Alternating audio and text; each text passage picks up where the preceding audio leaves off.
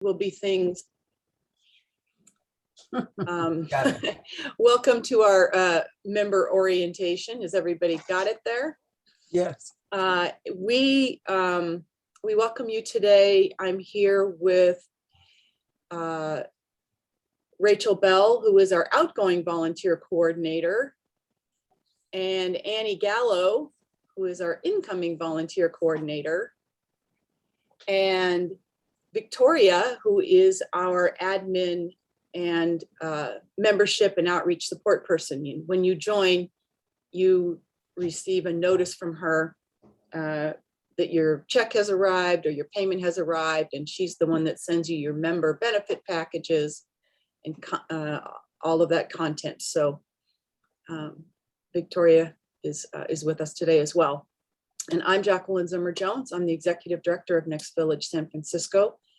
And Donna Bohr is not with us this morning, but she is the Director of District 2 University, and we'll talk about that as well today.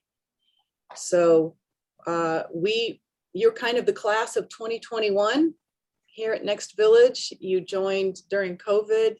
Normally, we meet our members face-to-face and have conversations with them about their life, what Next Village has to offer, how we can help, and just the benefits of Next Village. And then we get a little lay of the land about you and where you live, because oftentimes people don't need help when they join us, and we encourage people to join early. But then sometimes things come up where you do actually need us, and it's helpful for us to know more about you, to know whether, for example, your building has an elevator or a buzzer, what the tricks are to connecting with you if you need us to give you a ride somewhere, who your emergency contacts are, etc. So it's great to join before you need anything. And it's great to join even if you just want to join for the social aspects. But normally we meet you and we talk about these things in person. So we're going to do this online today. Thank you, Rachel.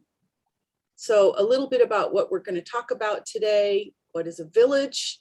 A lot of times people think a village is a building, and it's really not. It's a community. What do we offer? How do you access help? Why your village is such a great way to meet new people. How do you register for our events? How do you join our village? We'll have some time for question and answer. We'll do a little meet and greet contest. And then as we're going along, if you have questions, you can put them in the chat. And I'm not sure, can you raise your hand if you know how to use the chat? And okay, great. All right, perfect. Okay, next. So village movement. What is a village? I'm not sure if you've ever tried to explain to somebody what a village is, but villages are a piece of the continuum of long-term care that came about 15 years ago. And it's this idea of, reimagining aging, building new connections, engaging in community through activities and fun, but also providing support to people as they age in place, because sooner or later, we're all going to need that. So we are Next Village San Francisco, and we are also known on your receipt as the Northeast Exchange Team. So Next Village is an acronym for the Northeast Exchange Team. The Village Movement, we are part of a nationwide village to village network, as well as the California Village Movement. There are 250 villages around the country right now, and about 48 or 50 in California. So, our goal is to be innovative and to provide community-based solutions to help improve your quality of life and expand your choices. And we just want to help empower people to remain as independent as possible and as in charge of your life as possible while you're aging at home. And we know that's what you're planning to do right now, because you're here today and you're in your own homes, and you are like 90% of all other adults. They want to age at home. And since the average life expectancy for men is a little over 76 and 81 for women, you can in many cases successfully age in place up to the very end. But what we do know is that it's not if you'll ever need help, it's when. Very few people get by in life without a little help here and there. And so villages are a good option for folks that are aging in place. One of the risks of aging in place is that, for example, they're about a fourth to a third, depending on what statistics you look like and whether people report it, but people fall each year. And many fall while trying to do something simple yet risky. So this is an example of where villages are helpful. We have, as we get older, we most likely shouldn't be standing on ladders. Balance can be an issue. And, or you might trip over a rug in your home that's not secured to the floor, a little throw rug, or trip up the stairs carrying groceries. These sorts of things happen to people. And so we're here to kind of help with some of the tasks that might become problematic and to try to keep everybody upright and on their feet at home. But another reason you might want to age in place is that, I don't know if you've checked, but assisted living facilities are very expensive. And home help can be out of reach for many people. And the home health agencies that are out there right now, most of them have a minimum of 3 days per week, 4 hours per shift of support at $40 an hour. You may not need that much help. So then you might have to go to the private sector and try to find help, which is $25 to $30 an hour. Or you could give us a shout and we'll stand on that ladder for you. So, and then the final is that our networks diminish as we age, and we all need friends. And this is villages are a great way to make new connections, meet new people, and just build new networks as you get older. So what do we offer?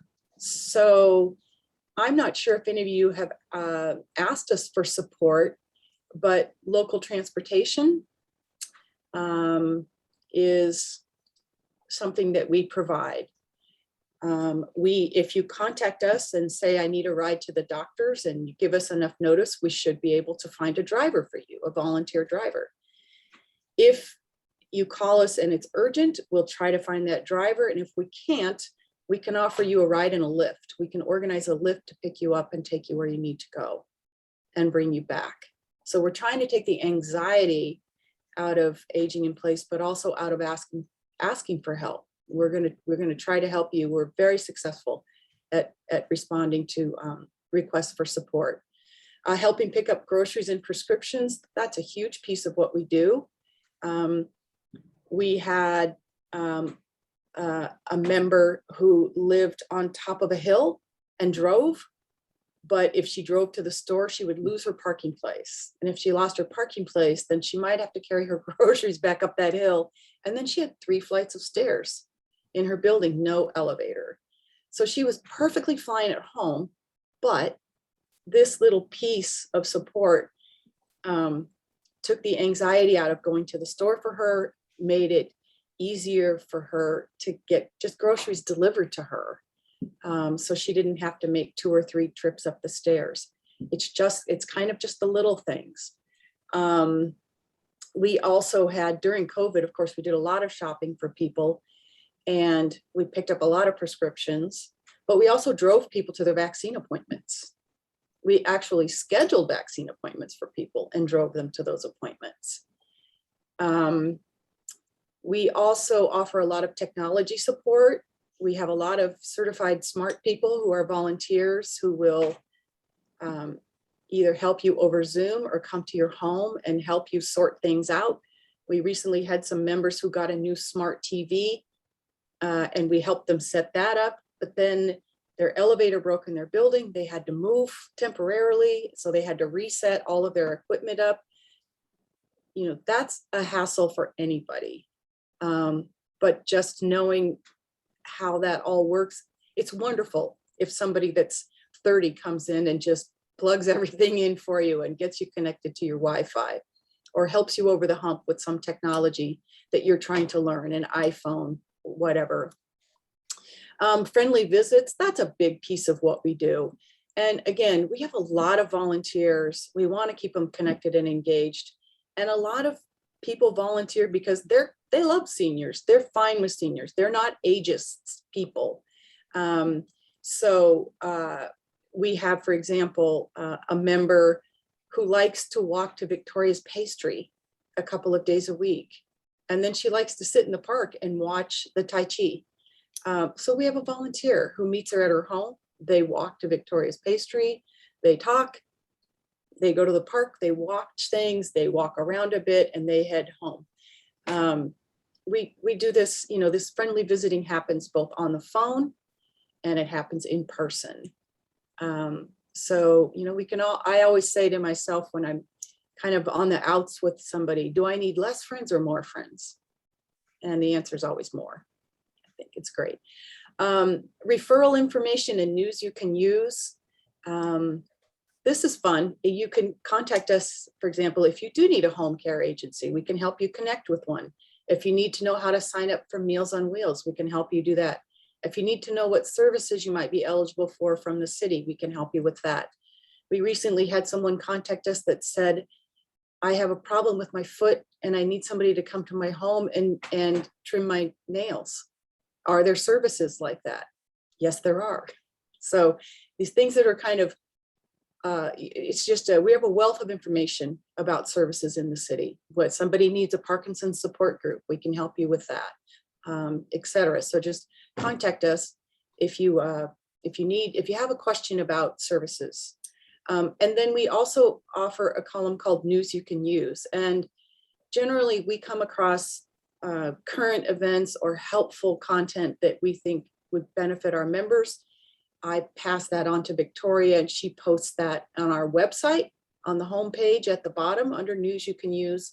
And when you get our newsletter, which I know is quite long, I'm sorry, but there's a lot to talk about. At the very bottom of our newsletter every month, there's a column called News You Can Use.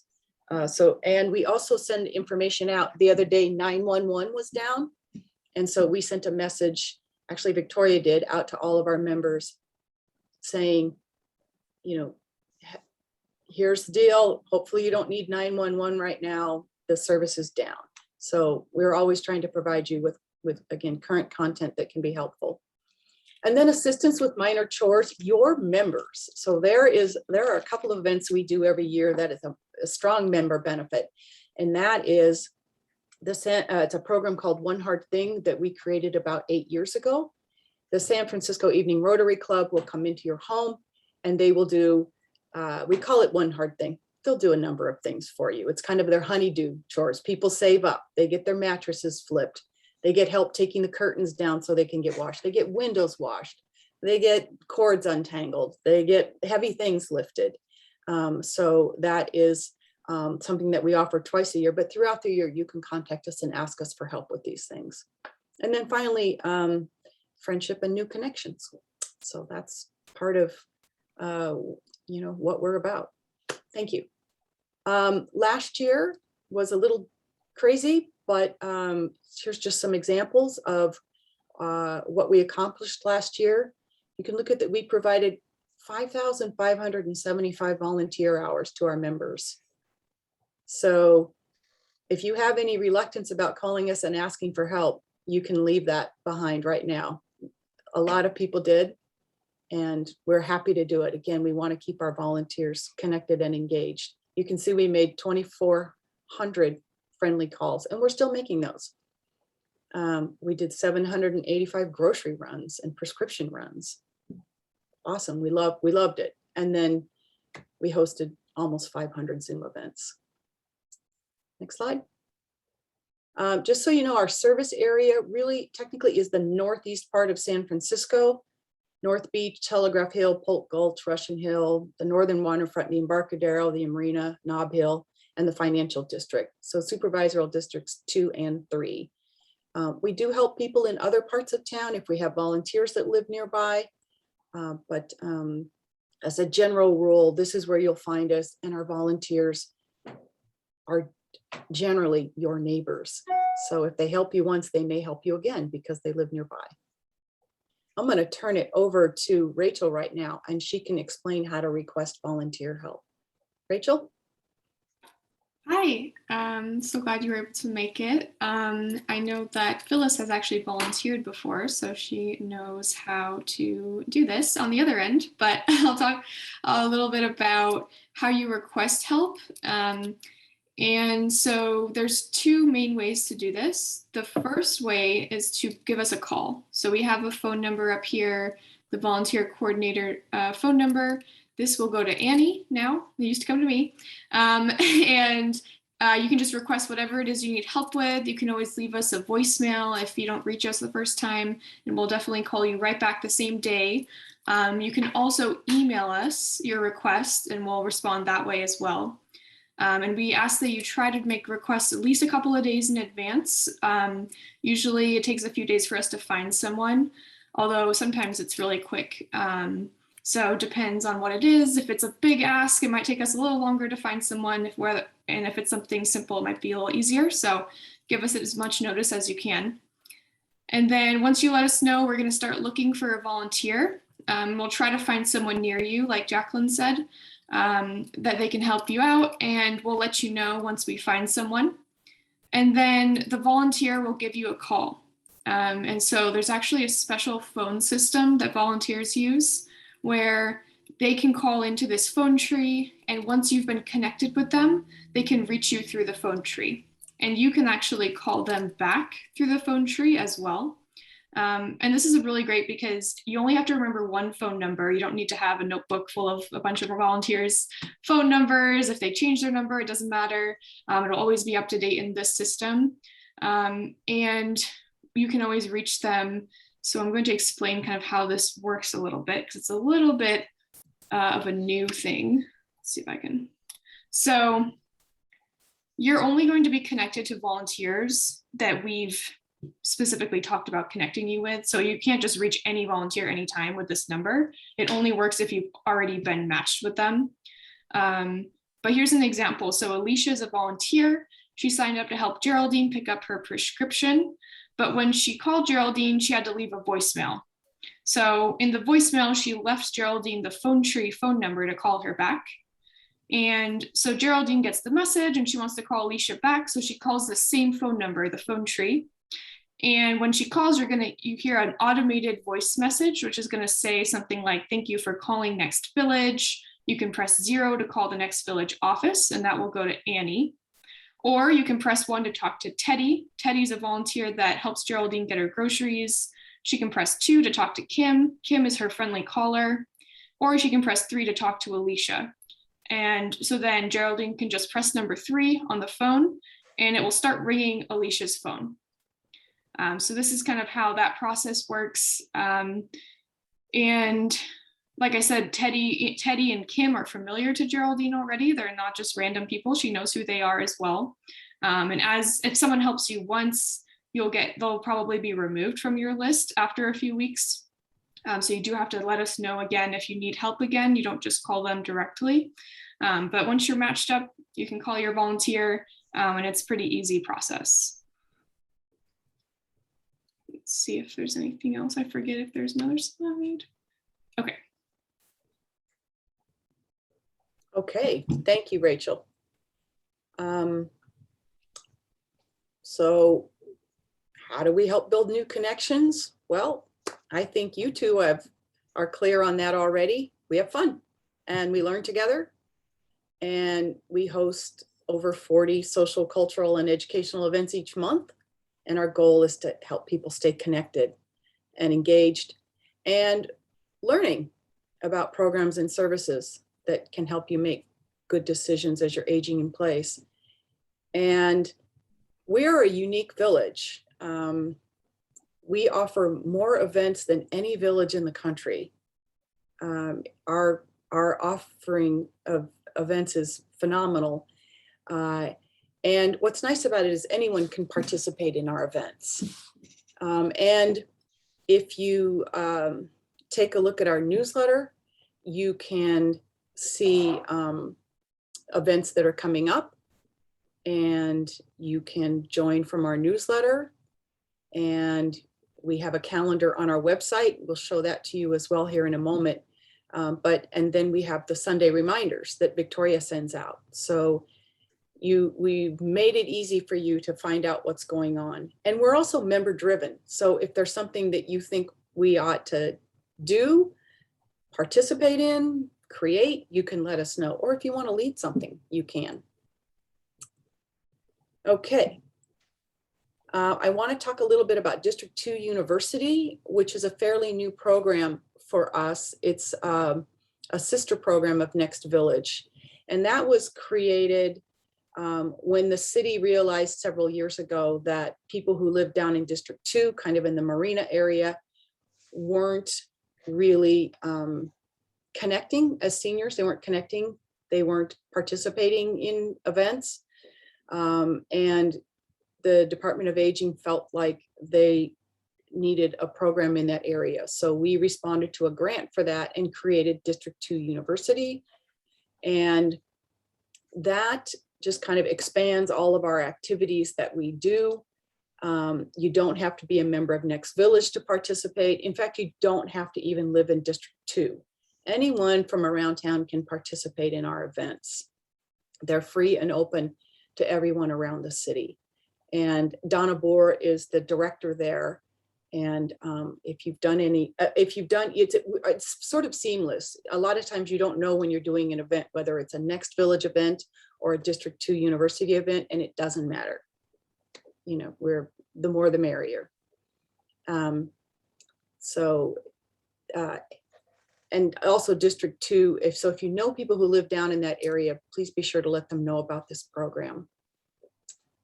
But you're welcome to join any events that are on our calendar, and it doesn't matter if it's a D2U or a Next Village event. Okay. I just wanted to show you, I think, again, if you're using our newsletter, and I know that you are, you have seen all of the events that we put on. This is just kind of an image of some of the things that we did last year. A lot of travel programs. There's conversation groups, a lot of art programs, just a wonderful variety of programming. Some upcoming events. Is that what we're on next? Well, regular and weekly events. There are a lot of things that we do as an organization every week or every month. So if you like bocce ball, head on over to the North Beach Library where the courts are by Joe DiMaggio. As we said, there's technology teach-ins. This month, we're going to do a technology teach-in on podcasts and how you access them and what some good podcasts are. And Next Village is about to launch our own podcast called Not Born Yesterday. So we'll teach you how to access that. But there's an incredible writing group. And there's a very fun Trivial Pursuit, which happens this Friday. It's a Trivial Pursuit where you won't feel embarrassed if you didn't get the answers. There's a different theme every month, and one of our volunteers hosts it, and he's a lot of fun. So, you know, grab a glass of wine on Friday and join us for that. At any rate, the reading circle. In a reading circle, people do not read the same books. They come together and talk about what they are reading, and they usually meet in a local bar and have a little sippy and a snack while they're talking about it. Meditation every Friday morning. It's beautiful. This afternoon we have chair yoga. It's wonderful. Our instructor for chair yoga is from the East Coast and just a young woman who wants to share her love of yoga. So there's lots going on, and you're getting, again, if you've signed up for the Sunday events, you will see what's coming up that week. And again, you can register from that Sunday reminder or from our newsletter. Next is some special events coming up. We're going to be talking about enneagrams on the 21st. So it's never too old to learn about your personality and how to interact better with people, or how to understand others. So we have a great presentation on enneagrams. We're touring the new Black Point Gardens. Again, we talked about the podcast, and then on Halloween, we have our Halloween Masquerade Ball, which we're hosting outdoors at Piazza Pellegrini. So that's a lot of fun. And if you, for some reason, are not sure, if this is all too much or how to register is too confusing, just send us an email. It's perfectly fine. We'll help you with that. So you can go to our website to register. That's another way to get things done. Okay, so we have your newsletter, the Sunday reminder, and you can go to our website and you can just click on any event that you want to register for, and we'll show you what that looks like here. So Rachel, can you show how to register here real quick? If you've ever been on our website, just nextvillagesf.org. It's right here. You can see what's happening this week. Sometimes there's a lot going on one day, so you'll have to, make note that there's something that might be a little bit hidden. There's a way to open up the whole day, but this is just what's going on between this week and, the beginning of October. Okay, so here's how you register. This is what it looks like. You've clicked on an event. It's going to take you to a page that looks like this. There's a little icon, so you're in chair yoga. It'll be the same every month. There's the information about what time. It tells you that it repeats. It tells you that it's online. It does a little description of it. You register your first name and last name and put your phone number in, and then you can register for just all of the events that happen that month for chair yoga. So you don't have to register every single week, or you can register for just a single event. And then you'll get a confirmation that you've registered. And then 24 hours beforehand, you'll get a reminder.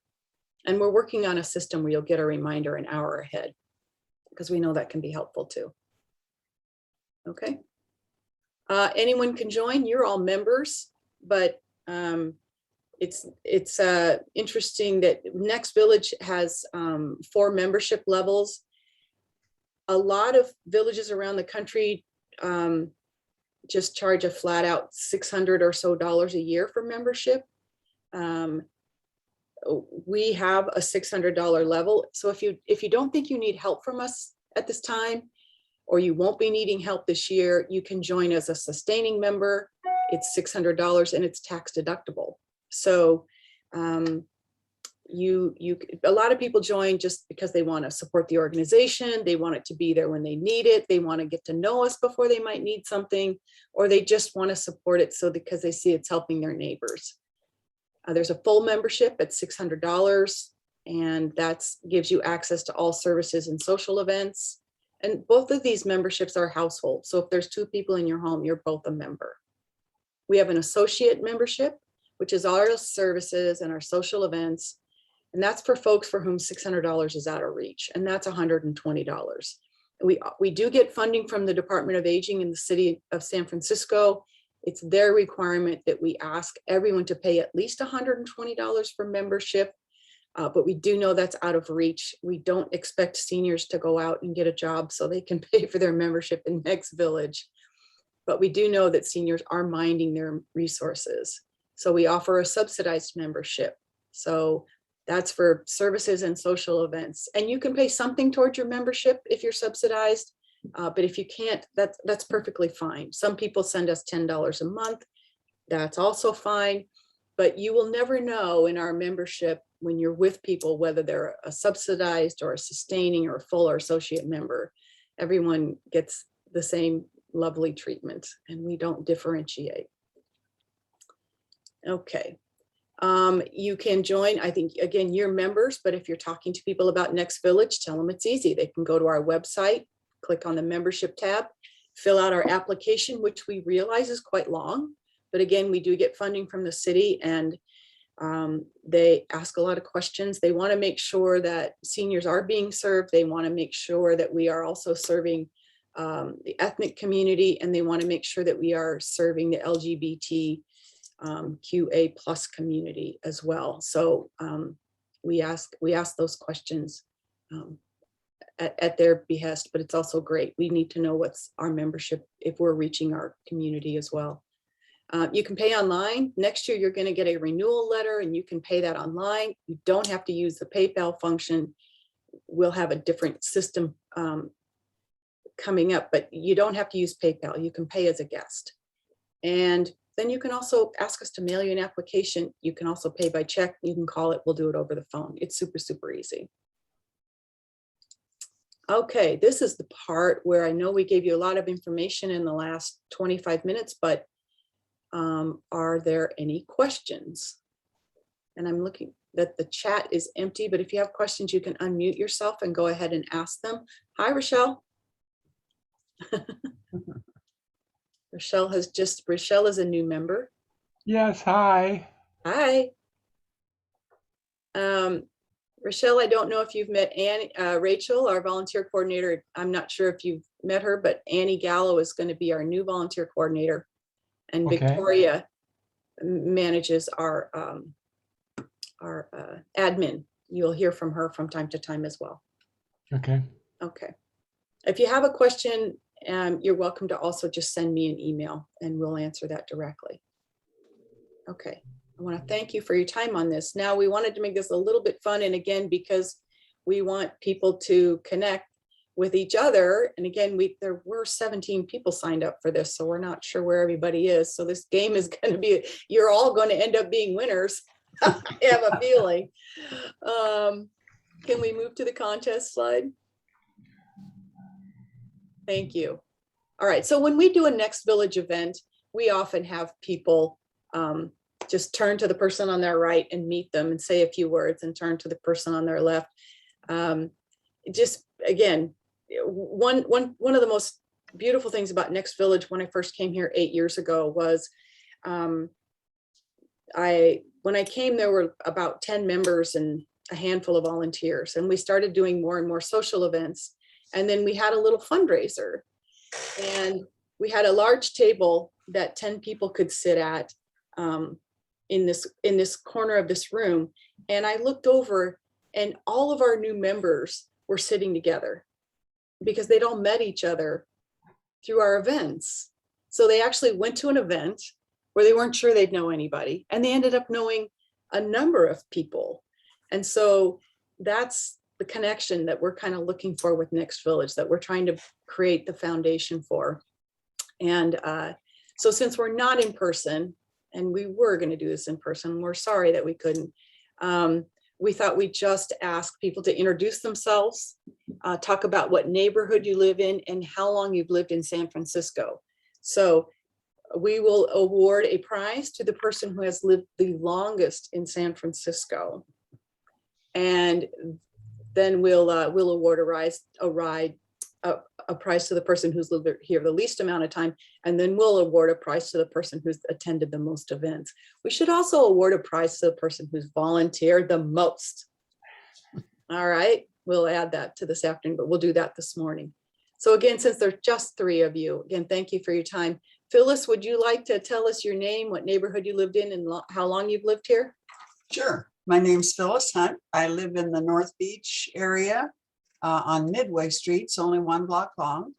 And we've lived in San Francisco for 35 years now. And I also went to college here back 100 years ago. Ah, that's an interesting. And where did you come from, Phyllis?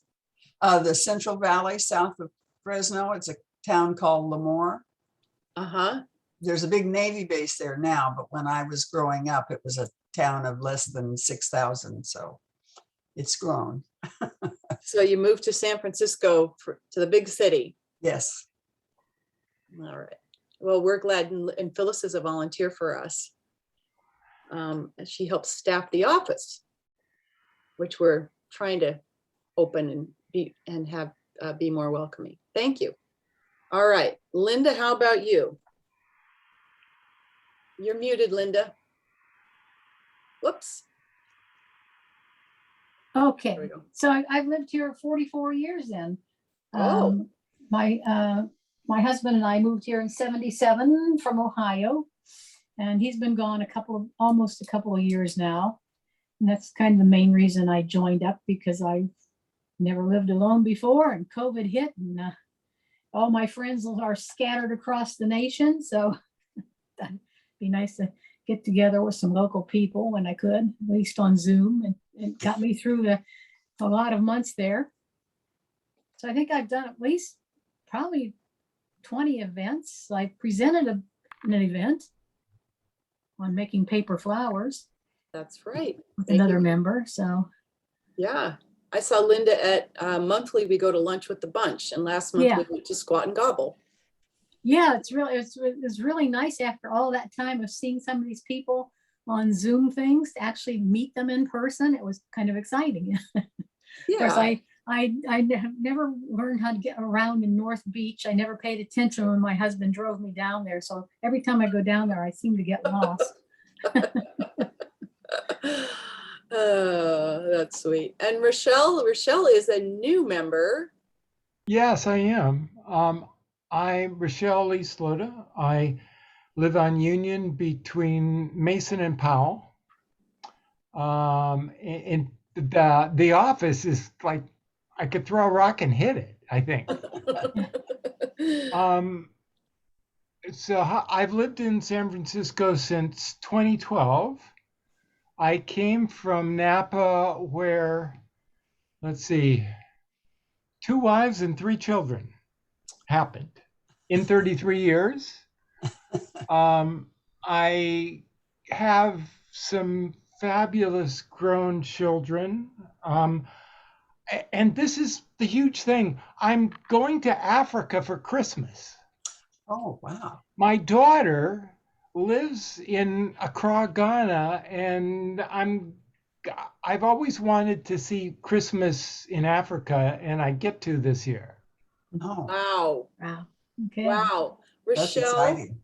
you are a writer, Yes. and I'm hoping maybe you'll take some notes and do a presentation for us about your trip if you feel like it. Oh yeah. I've been asked by with the Women's National, let's see, WNBA, the Women's National Book Association. I'm going to be one of 6 storytellers on November 18th that's going to perform for them. And I have to write a piece on gratitude, 5 to 7 minutes, memorize it and perform it. Whoa. And so I'm working on that. I'm enjoying working on that. Oh, that's great. I mean, if you get a chance to sit down with Rochelle, take it, or Google Rochelle.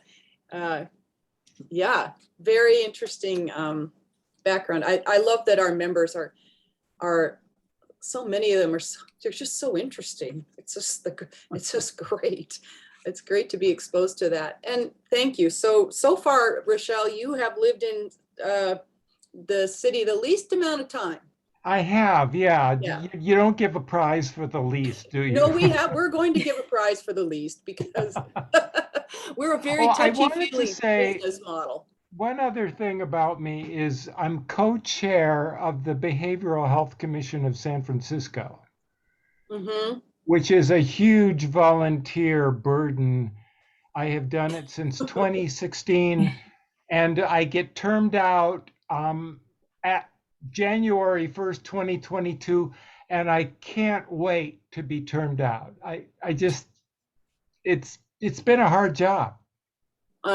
Well, you've done a great job of keeping an eye on organizations and making sure they're treating people with dignity and respect. So, well, I would like to. I wish I'd done a better job, actually. well, it was great that you did it for as long as you did. So thank you for that. Thank Good you. community service. Andy just joined us. Hi, Andy. I met Andy through our writing group on Mondays. He's an incredible writer. So you and Rochelle share that. Andy, we're talking about your name, your neighborhood, how long you've lived in San Francisco, and kind of what things you participate in at Next Village. Okay. My name is Andy Hamner, and I'm out here in the very overcast Richmond district, about half a mile from Ocean Beach, and about a 5 or 6 minute walk up to Eagle Point, where you can see the Golden Gate and everything. We've been in this apartment about 23 years. I actually came back to San Francisco in 1973 and lived here for a number of years, moved back east for a couple of years, and then just had to come back. I left my heart here. So I came back. But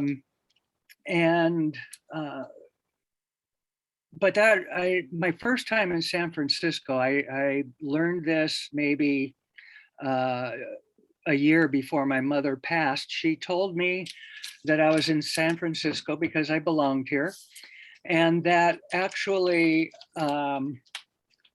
I was conceived in the Sir Francis Drake Hotel in 1948.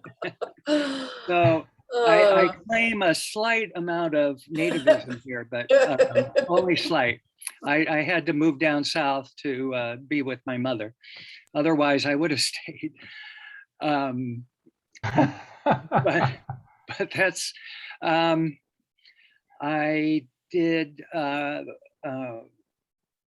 40 plus years in theater, about 15 teaching drama in high schools around here in Northern California, had private acting students, and have recently decided to spend my time and effort on music, which I always thought I would do. So I'm gonna. So what do you say more about music? What do you want to learn? Well, I've been, I pick up my guitar every now and then, and lately I have been getting better at it. So I think I'm gonna keep scratching that itch. I have started writing. A long time ago, I was writing songs and stuff, so I start doing that again, mostly in a sort of Americana. Everybody talks about Americana music, and a little light jazz, perhaps. Wonderful. Well, Wonderful. well, I'm a singer mostly. I sing mostly. I think I hear a Next Village band coming together. Yes, Yeah. I hear a performance coming. Exactly. That would be great. Well, Andy also is a great writer, as I said. So he participates in our every other Monday writing group led by Jackie Hewitt. Yeah, and I host that, and I get to listen to their stories in the background, and she sends a prompt out every week in advance, and people write their hearts out, and it's lovely. And everybody in that group comes almost every single time. They're really bonded, and it's lovely. Yeah. Thanks for joining us, Andy. Phyllis, I forgot to ask you, you joined, you're volunteering. Can you tell us a little bit about why you're doing that and what you're doing? Well, so far I've driven one person to a doctor, and then I'm helping staff the office. I'm really just getting started. Mm-hmm. And it, as you mentioned, as we get older, we need to reach out and meet new people and widen our scope of friendship. And I think I found that the COVID, everybody having to stay in and lots of things shutting down, very hard, because I used to be a very active volunteer in a hospital and some other places, and all that got shut down. Mm-hmm. And so I needed to find another way to get involved again. And so this is my first step out from the COVID fog. Yeah, got it. We appreciate it. Well, our office is, it's not a senior center, but it is a place where we want people to feel welcome, and we will be hosting coffee there. We're right next door to Victoria's Pastry. And so we're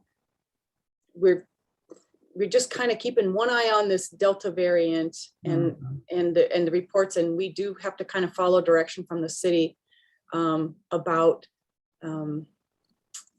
we wanted to have we have the capacity to have little cafe tables out front and have people come and gather for coffee. It's a little noisy on our corner, which makes it a little hard to hear. But Phyllis, you're in the office generally on Mondays? Yes. Okay. And so if people wanted to come by and have a cup of coffee while you're there, you would welcome that. And you're usually there from 10 till? I'm there 11 to 2. 11 to 2. Okay. All right. And then we generally have Donna's usually in the office on Tuesdays our hours vary a little bit. I'm generally there on Wednesdays. And also Rachel, who's our volunteer on Wednesdays besides me? We have Dale on Wednesdays sometimes. Fridays Dale. we have Lucille. Lucille Sutton. Yeah.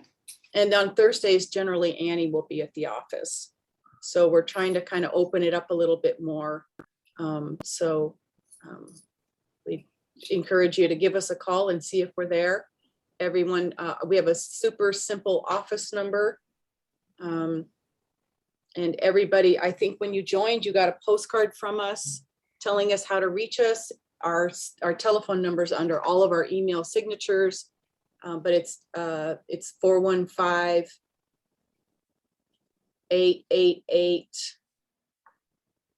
I think it's the very first one. It's the very first slide, 415-888-2868. There it is, 415-888-2868. If you want to reach us, send a message to info@ or volunteer at, all of those things get fed to us. Go to our website, whatever, you can just give us a call. If we're not already on a Zoom or helping somebody else, we'll take your call. We'd love to have some coffee with you. So you all played our game, and it looks like Linda has lived here the longest. Wow. 44 years, right? Yeah. And then Phyllis, 35 years. And then looks like Andy, 23 years. And Rochelle is at 10 years. And so, and I think also that Linda has participated in the most events so far. We look forward to all of you participating more. And is there anybody here that does not drink alcohol? Me, Rochelle. I don't. All right. Not, So pardon me? not much, not much. Not much. All right. So we'll buy you your next cup of coffee, and we'll send you a little gift card to. I don't drink coffee either. We'll put some water in front of you. Put some Diet Coke in front of me there. Diet Coke. All right. So the Diet Coke's on us. Phyllis, Of course, if I'm not driving, I wouldn't turn down a margarita. Okay. You should try our happy hour. Maybe somebody would give you a ride home from happy hour. I probably. There's like eight or nine people at happy hour. That's a partying bunch. And then Phyllis, there's a little stash of wine at the office. We'll point out to you. You can, that's always a help yourself feature there. And Andy, I know you're Andy's an example of somebody who does not live in our service area. And Andy, are you an actual member at Next Village? I'm not sure. Yeah, I joined up. You joined up. Okay. So, but Andy he doesn't live nearby. But he participates just the same. So anyway, so we want to thank you all. This was so interesting. I think the most interesting part was getting to know you a little better. I hope you're clear on how to ask for help. I hope you know that, again, our goal is to remove the anxiety out of asking for help. that you can contact us. And just, we get some pretty random requests. So, I must say, I've had a lot of good times, but I still haven't tackled the main reason I joined up. So, oh, is that right? no, Uh-huh. I keep putting it off, you know. Oh, do we need to talk about that after this Oh, call? Do you oh, want one of these days soon. Yeah, it's about letting stuff go from here and getting help, getting a lot of things gone. So I keep putting that off and having Oh. good times instead. See? Oh, well, now we are doing another presentation on right sizing your home, Oh, yeah. which is a nice way of saying downsizing. Claudia Cray, we can actually refer you to people that can help you with that. Yeah. And sometimes we just help people get things out of their house. We have somebody who was moving Exactly. and they contacted us.